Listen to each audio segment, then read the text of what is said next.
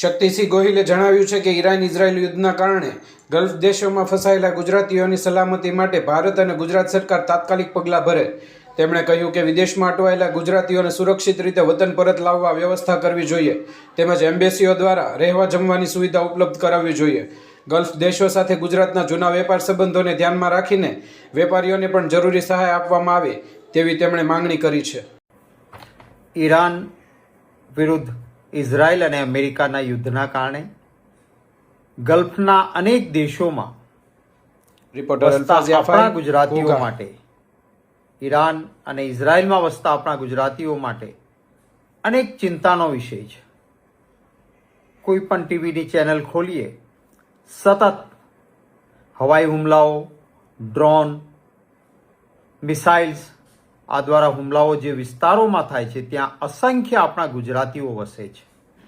મેં માનનીય વડાપ્રધાનશ્રીને અને માનનીય વિદેશ મંત્રીશ્રીને વિનંતી કરતો ઈમેલ મોકલ્યો છે કે આપણા ગુજરાતીઓ જે આ જગ્યાએ છે એમની સંપૂર્ણ સુરક્ષાની વ્યવસ્થા કરવામાં આવે.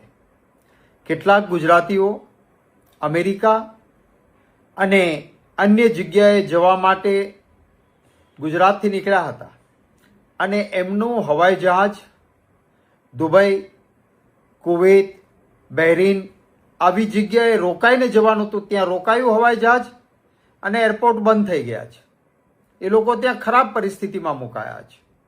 આપણા ગુજરાતના નડિયાદના પ્રિતેશભાઈ પટેલ અને હિનાબેન પટેલ, એમના પરિવારે મારો સંપર્ક કર્યો કે કુવૈતમાં એમને અમેરિકા જવાનું હતું, પ્લેન કુવૈત રોકાયું છે અને ત્યાં તેઓ ફસાયા છે. પારાવાર મુશ્કેલીઓનો સામનો કરવો પડી રહ્યો છે.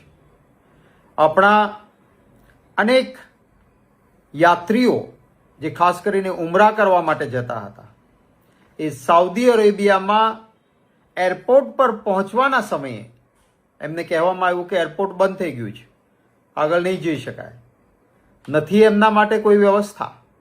આવા તો અનેક વ્યક્તિઓ ખાસ કરીને આપણા ગલ્ફ કન્ટ્રીઝ સાથે, ગલ્ફના દેશો સાથે આપણો ગુજરાતનો તો સદીઓ પુરાનો વ્યવસાય છે. આપણા સલાયા, કચ્છ, પોરબંદર આ બંદરગાહો ઉપરથી નાની નાની હોડીઓ દ્વારા સતત ફેરી સર્વિસ ચાલે.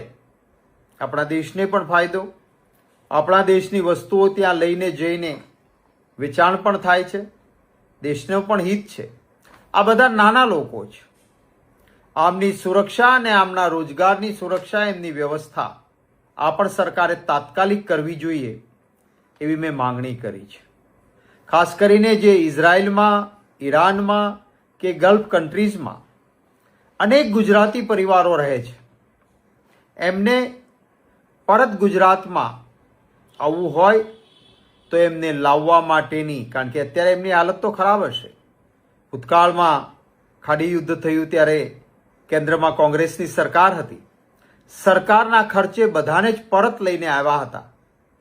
એ જ રીતે સરકારી ખર્ચે જે ગુજરાતીઓ આવવા માંગતા હોય એમને સહી સલામત લાવવાની વ્યવસ્થા કરવામાં આવે. જે પ્રવાસીઓ એરપોર્ટ પર ફસાયા છે એમના પાસે કોઈ બીજી વ્યવસ્થા નથી. સામાન્ય રીતે આપણે પણ બહાર ફરવા ગયા હોઈએ તો છેલ્લા દિવસે જવાનું હોય ત્યાં સુધીમાં શોપિંગ આ તે ખર્ચાઓ કરી લીધા હોય, પછી કંઈ વધ્યું ના હોય. હવે એવા સમયે અચાનક જો એરપોર્ટ બંધ થઈ જાય અને રોકાવાનું થાય તો આપણે સમજી શકીએ છીએ કેવી મુશ્કેલી થાય. મને કેટલાક સમાચારો મળ્યા એ પ્રમાણે અન્ય મોટાભાગના દેશોએ આવા રીતે ફસાયેલા વ્યક્તિઓ માટે પોતાના નાગરિકોને રહેવા, જમવા, હોટલ બધી વ્યવસ્થા કરી છે. તો આપણા દેશની એમ્બેસીઝ પણ જે કોઈ આપણા નાગરિકો એરપોર્ટ પર બહાર ફસાયા છે એમના માટે તાત્કાલિક પૂરેપૂરી રહેવાની, જમવાની બધી જ વ્યવસ્થા કરે. હું કોઈ અત્યારે રાજકારણ કરવા માંગતો નથી, પણ હા, એ વાતનું દુઃખ છે કે આજે 48 કલાક થયા આ યુદ્ધ ફાટી નીકળ્યું, એને જે પરિસ્થિતિ પેદા થઈ એને માનનીય વડાપ્રધાન શ્રી કે ગુજરાતના મુખ્યમંત્રી શ્રી તરફથી એક પણ નિવેદન આપણા ગુજરાતીઓની ચિંતા કરતું આવ્યું નથી. ત્યારે મેં સામેથી મારા પાસે જે હકીકતો પ્રાપ્ત હતી, મને જે પરિવારોના તરફથી ફોન આવતા હતા, એના આધાર ઉપર અને મારા પાસે પ્રાપ્ત માહિતીને ધ્યાને લઈને કેટલીક વિડીયો પણ આવી, એ સાથે માનનીય પ્રધાનમંત્રીશ્રી અને વિદેશ મંત્રીશ્રીને ઈમેલ પણ કરી છે. વિદેશ મંત્રીશ્રીને પૂરી રીતે એમને ત્યાં પણ ફોન કરીને પણ લખાયું છે. હું આશા રાખું છું કે આપણા ગુજરાતીઓની સલામતી માટે પૂરતી વ્યવસ્થા આપણી સરકાર કરે, એ જ માત્ર મારી લાગણી અને માંગણી છે. ઈશ્વરને પણ પ્રાર્થના છે કે આપણા જે કોઈ ગુજરાતીઓ જ્યાં ક્યાંય છે ત્યાં આ યુદ્ધના સમયે સલામત રહે અને સલામત રીતે પરત આવે. નમસ્કાર.